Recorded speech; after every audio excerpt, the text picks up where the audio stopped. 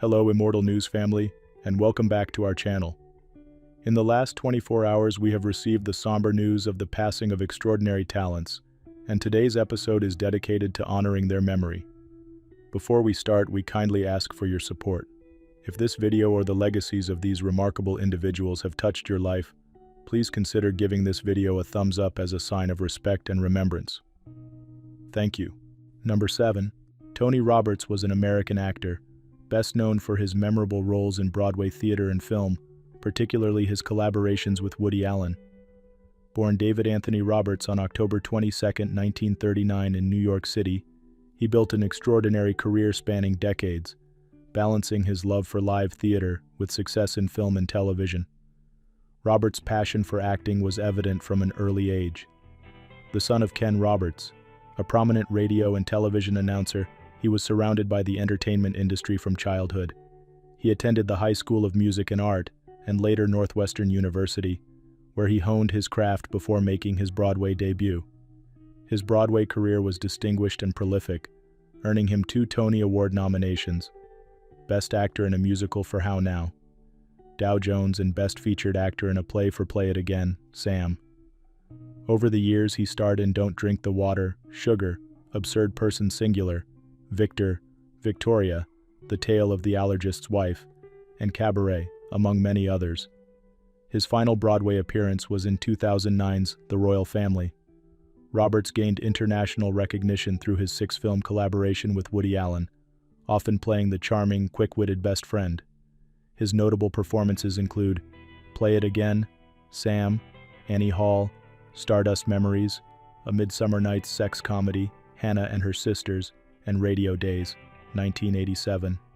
His on-screen presence brought warmth and humor, complementing Allen's neurotic protagonists. His film career extended beyond his work with Allen, with roles in Serpico, The Taking of Pelham, 1, 2, 3, Just Tell Me What You Want, and Victor, Victoria. He also appeared in television series such as Law and Order and starred in short-lived shows like Rossetti and Ryan and The Four Seasons. Beyond acting, Roberts was deeply involved in theater advocacy, serving on the boards of the Screen Actors Guild and Actors Equity Association. He was also the president of Theater Authority, overseeing benefit performances that supported the arts community. In 2016, he published his memoir, Do You Know Me?, reflecting on his experiences in entertainment and the curious recognition he often received from fans who couldn't quite place him. Tony Roberts passed away at the age of 85 due to complications from lung cancer. His legacy lives on through his unforgettable performances, his contributions to Broadway, and his lasting influence in theater and film. Tributes to Tony Roberts.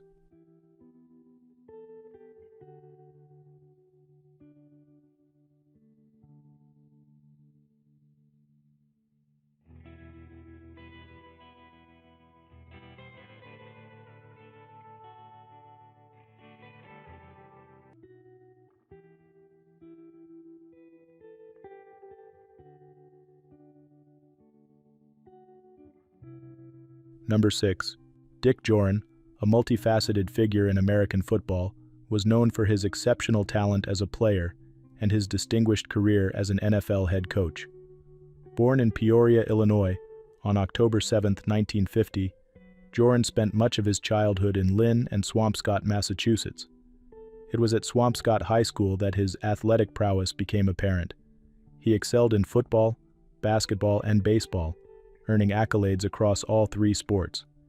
His football journey continued at Yale University, where he became an All-American running back and later earned induction into the College Football Hall of Fame. Jauron's professional playing career spanned 8 seasons in the NFL as a safety for the Detroit Lions and Cincinnati Bengals. Known for his intelligence and discipline on the field, he quickly transitioned into coaching after his retirement in 1985. His coaching journey began as an assistant before rising to prominence as a head coach. From 1999 to 2003, Jauron served as head coach of the Chicago Bears, earning AP NFL Coach of the Year honors in 2001, after leading the team to a 13-3 record.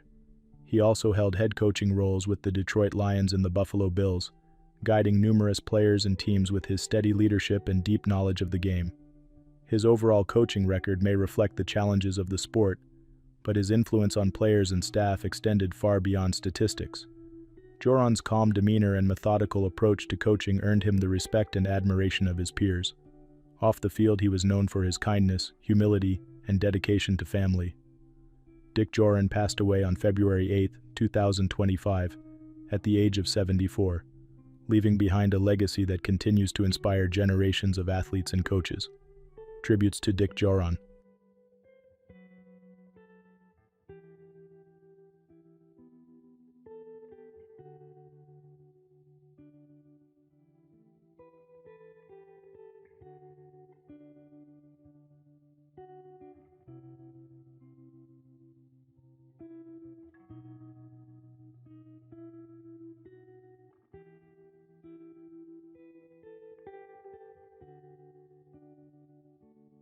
Number 5. John Adams Morgan was an American sailor, Olympic champion, and investment banker, whose contributions to sports and business shaped his remarkable legacy. Born on September 17, 1930, in Oyster Bay, Long Island, he was part of an esteemed lineage, descending from J.P. Morgan, the legendary financier, and two U.S. presidents, John Adams and John Quincy Adams. His life was defined by athletic achievement, financial leadership, and a commitment to legacy and philanthropy. Morgan's career in sailing reached its pinnacle at the 1952 Summer Olympics in Helsinki, where he won a gold medal in the 6-meter class aboard the yacht Lenoria. His victory was a testament to his skill, discipline, and passion for competitive sailing, solidifying his place in the sport's history. Beyond athletics, Morgan built an extraordinary career in finance, following in the footsteps of his great-grandfather. From 1956 to 1966, he was a partner at Dominic & Dominic before joining Smith Barney, where he held several leadership roles, including vice chairman and head of mergers and acquisitions. His keen business acumen led him to co-found Morgan Lewis Githens & On Inc. in 1982, an investment banking firm that specialized in leveraged buyouts and corporate restructuring. In 2001, he co-founded Morgan Joseph LLC, expanding financial opportunities for mid-sized businesses and providing strategic guidance to emerging companies. The firm eventually merged with Tri-Artisan Partners LLC in 2010, further cementing his impact on the financial world. In addition to his business ventures, Morgan served on the boards of numerous corporations and institutions, including Metaldyne Corporation, Furnishings International Inc., and the Provident Loan Society of New York. He was also a trustee of the Morgan Library and Museum, reflecting his dedication to preserving historical and financial knowledge. His personal life was as eventful as his professional journey. Married 5 times, he had 3 children, including Quincy Adams Morgan, named in honor of her presidential ancestry. Despite his high-profile marriages, he largely maintained a private lifestyle, residing on Caritas Island, a stunning 3.5-acre private estate off the coast of Stamford, Connecticut. John Adams Morgan passed away at the age of 94. His legacy endures through his Olympic triumphs, financial innovations, and contributions to the cultural and business worlds. He was a man of vision, perseverance, and excellence, leaving behind a storied career and a name synonymous with success. Tributes to John Adams Morgan.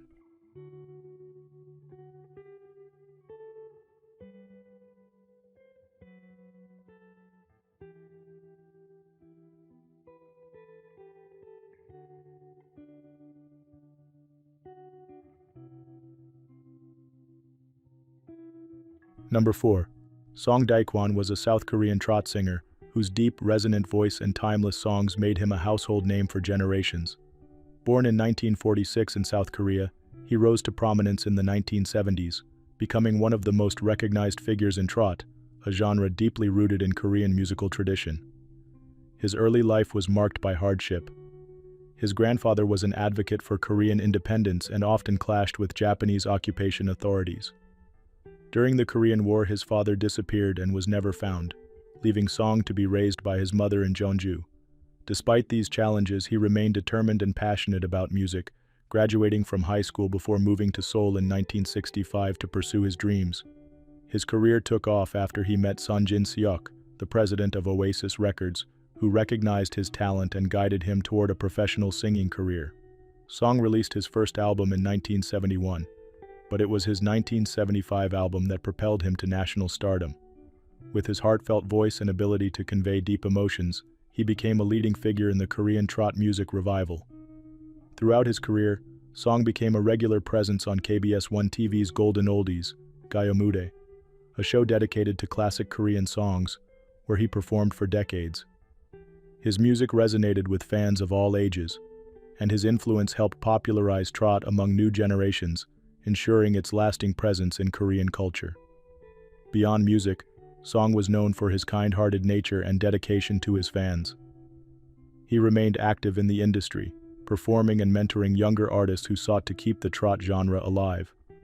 His contributions to Korean music were recognized through various awards and honors, cementing his place as one of the country's most beloved performers.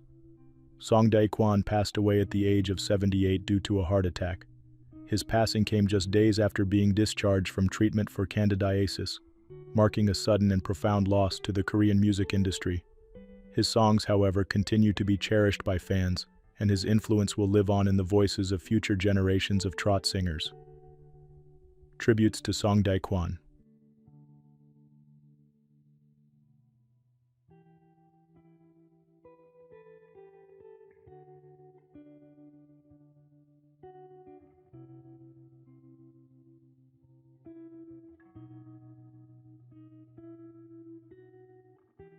Number 3.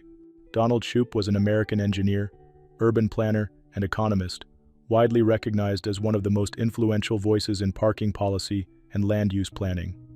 Born on August 24, 1938, in Long Beach, California, he dedicated his career to rethinking urban infrastructure, advocating for smart parking policies, and shaping cities for a more sustainable future. His groundbreaking research helped urban planners and policymakers understand the far-reaching consequences of parking requirements, congestion, and land value taxation. Shoup's academic journey began at Yale College, where he earned undergraduate degrees in electrical engineering and economics. He later pursued a PhD in economics at Yale University, completing it in 1968. After an early career as a research economist at UCLA's Institute for Government and Public Affairs, and a brief tenure at the University of Michigan, he returned to UCLA in 1974.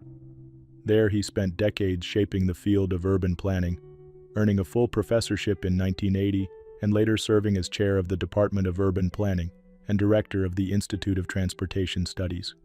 His most influential work, The High Cost of Free Parking, 2005, exposed the negative economic, environmental, and social consequences of traditional parking policies.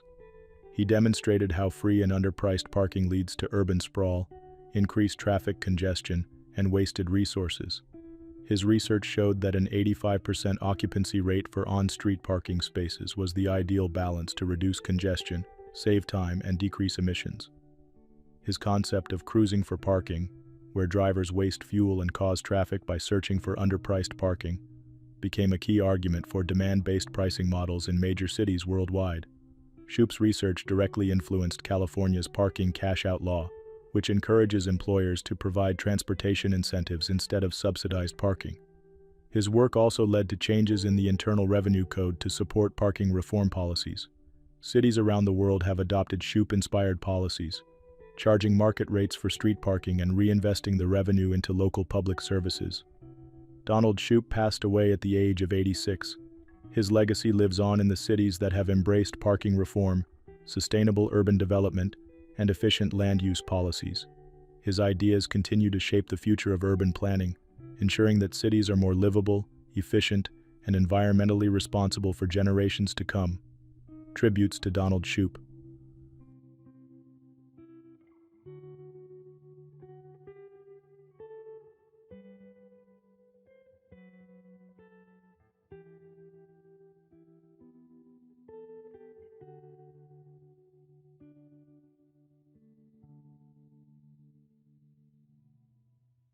Number 2.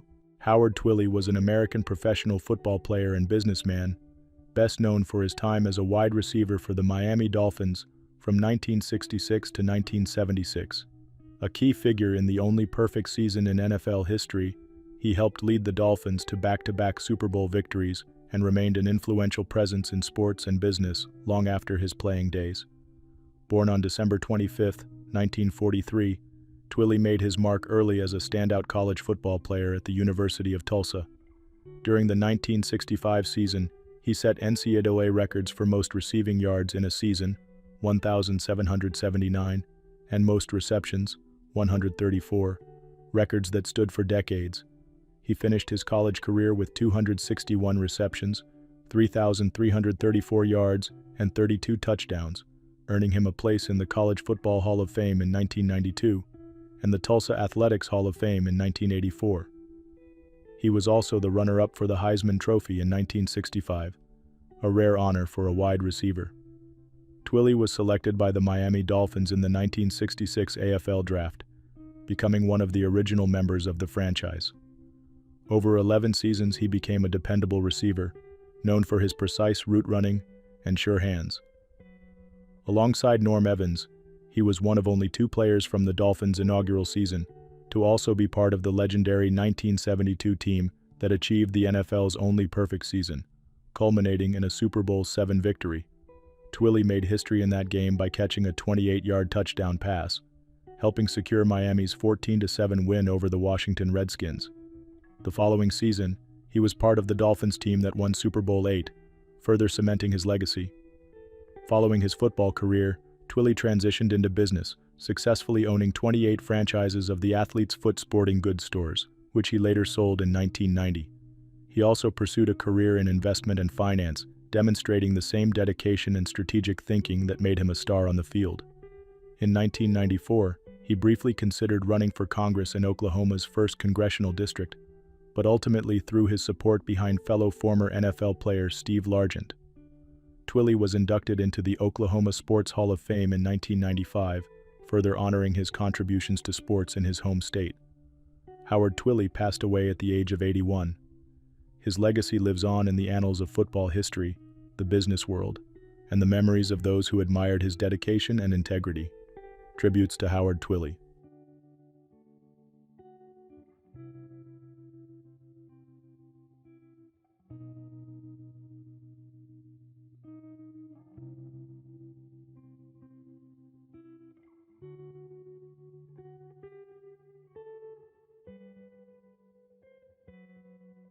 What's trending on the internet? News 1. An Alabama woman tragically lost her life after being attacked by a pack of dogs while feeding them for an out-of-town homeowner. The Tuscaloosa County Sheriff's Office responded to a call at 9 a.m. on Thursday, February 6th, reporting a dog attack at a local home. Deputies arrived alongside North Star EMS, the Ecola Volunteer Fire Department, and animal control officers, according to AL.com and the Tuscaloosa News. Despite efforts to save her, the 46-year-old woman was pronounced dead at the scene. The Tuscaloosa Violent Crimes Unit investigated and confirmed that the dogs belonged to the homeowner.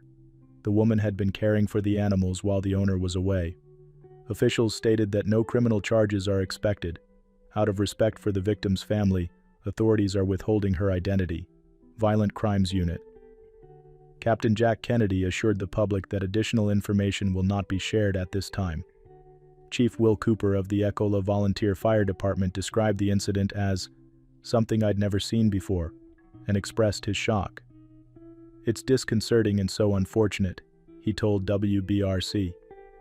This tragedy follows a similar incident in Tuscaloosa County last July, where another woman was fatally attacked by a family dog.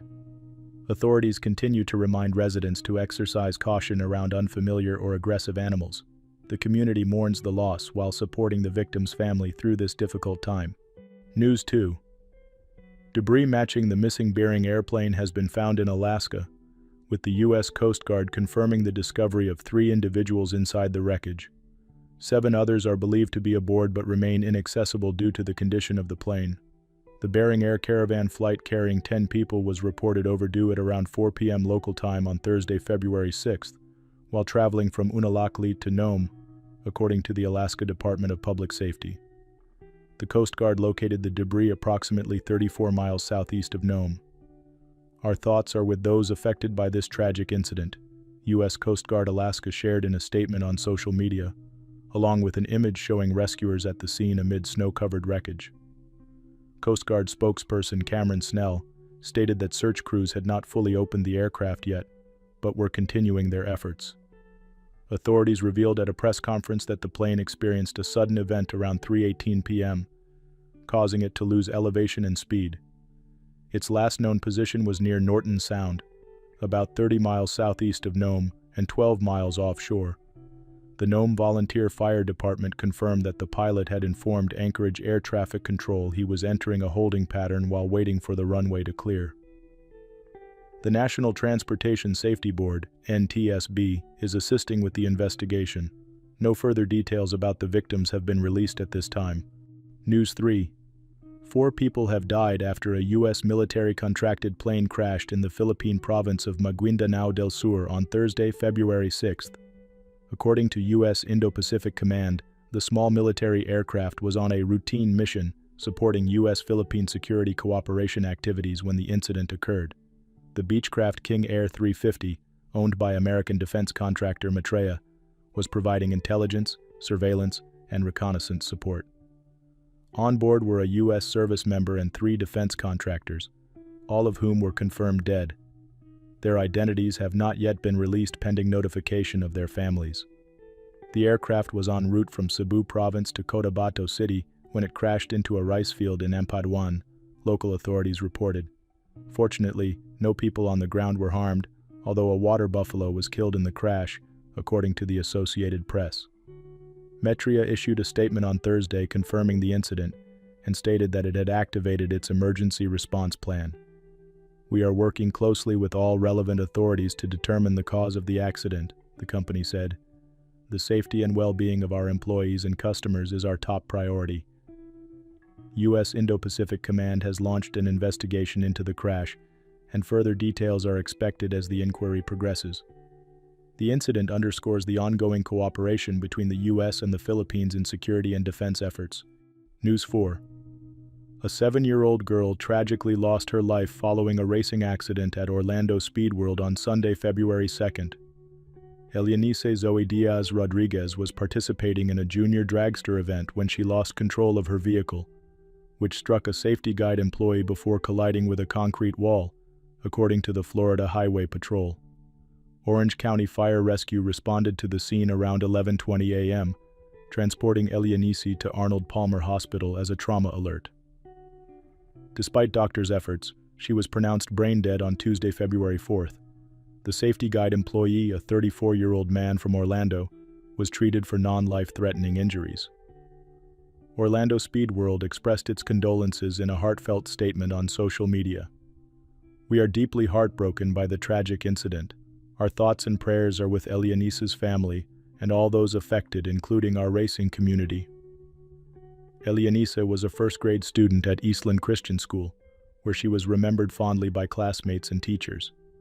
The school released a statement saying, "We will hold Elianice's memory close to our hearts. Her smile and joy brought light to everyone around her." A GoFundMe page was created to help cover funeral expenses and celebrate her life. So far, it has raised over $25,000 of its $30,000 goal. The racing community has come together to honor Elianice's life, showing immense support and solidarity during this difficult time. News 5. Wade Boggs is celebrating a major victory. He's cancer-free. The 66-year-old Baseball Hall of Famer shared the exciting news on Friday, February 7th, after undergoing months of treatment for prostate cancer. "An extremely emotional day," Boggs wrote in a statement.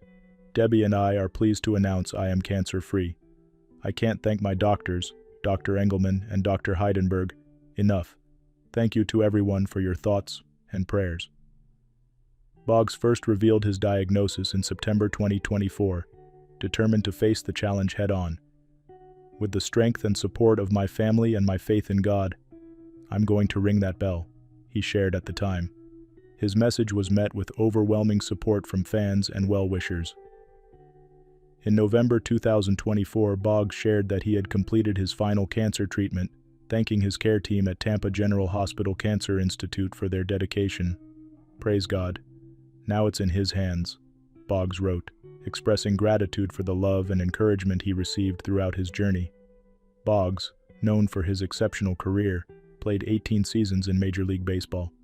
He spent 10 years with the Boston Red Sox before joining the New York Yankees and later the Tampa Bay Rays. In 2005, he was inducted into the Baseball Hall of Fame, and in 2023, he was honored by the Tampa Bay Rays Hall of Fame. The Hall of Fame wrote in response to his recovery news, "The best news for Wade Boggs." News 6. Johnny Fairplay, known for his infamous lie on Survivor, Pearl Islands, is mourning the real loss of his beloved grandmother, Ellen Jean Hauser, who passed away at the age of 90. Fairplay confirmed that his grandmother died on Friday at Embrace Hospice House in Myrtle Beach, South Carolina, due to kidney failure. Ellen Jean Hauser became an unexpected part of reality TV history in 2003, when Fairplay falsely claimed she had died while he competed on Survivor. The fabricated story helped him advance in the competition, earning him the title of one of the most controversial contestants in the show's history. Host Jeff Probst once called it the greatest lie in Survivor history. But Fairplay insists his grandmother was much more than a TV plot twist. "I'll miss her every day," he said. "It's easy to think of her as just part of the biggest lie in Survivor history. But to me, she was a loving grandparent who only wanted the best for me. She'd do anything to help me succeed." Known for her vibrant personality, Ellen leaned into the joke after the show, even sporting a vanity license plate that read "Dead Grandma." Her life was filled with adventure. She had 7 husbands and once dated country star Farron Young. She also had a fling with singer-actor Robert Goulet. Fairplay humorously added, "Her dying wish was for me to be on Survivor 50 Traders and Deal or No Deal Island. I had no idea she subscribed to so many streaming services. She will be dearly missed." Number 1. Stuart Reuben was a British chess player, tournament organizer, arbiter, and author, as well as a renowned poker player and strategist. Born in 1939 in England, he became one of the most influential figures in British chess and poker, contributing not only as a competitor but also as a mentor, administrator, and author who shaped the way both games were played and understood. Reuben's impact on chess was profound. He organized and officiated at numerous high-level international tournaments, including the World Chess Championship and the British Chess Championship Congress, where he served as the chief organizer for many years. As an arbiter, his expertise earned him the FIDE International Arbiter and FIDE International Organizer titles, making him a respected figure in global chess governance. From 1996 to 1999, he served as the chairman of the British Chess Federation, furthering the growth of competitive chess in the UK. His influence extended to the FIDE Organizers Committee, where he helped shape international chess regulations and event management. Beyond administration, Reuben was also a talented player, holding the title of FIDE Candidate Master. During the 1993 World Chess Championship match between Garry Kasparov and Nigel Short, he provided live commentary at the Savoy Theatre, helping audiences understand the intricacies of the historic game. In addition to chess, Reuben was also a formidable poker player, widely regarded as one of Britain's foremost poker strategists. His deep knowledge of pot limit Omaha, Texas Hold'em, and tournament strategy made him a sought-after figure in poker circles. He authored several highly regarded books including How Good Is Your Pot Limit Omaha, How Good Is Your Pot Limit Hold'em, and Poker 24/7, 35 years as a poker pro. His book Pot Limit and No Limit Poker, co-authored with Bob Ciafone, was hailed by Mason Malmuth as the best information ever put out on these games. His teaching guide, Play Like a Pro, was even translated into French and recommended by the Petit Fouté travel guide for French visitors heading to Las Vegas. Stuart Reuben's dual mastery of chess and poker, coupled with his dedication to teaching, organizing, and advancing both games, left an enduring impact on players and enthusiasts worldwide. He passed away in Jamaica at the age of 85. His contributions continue to inspire future generations of strategists, competitors, and scholars in both disciplines. Tributes to Stuart Reuben.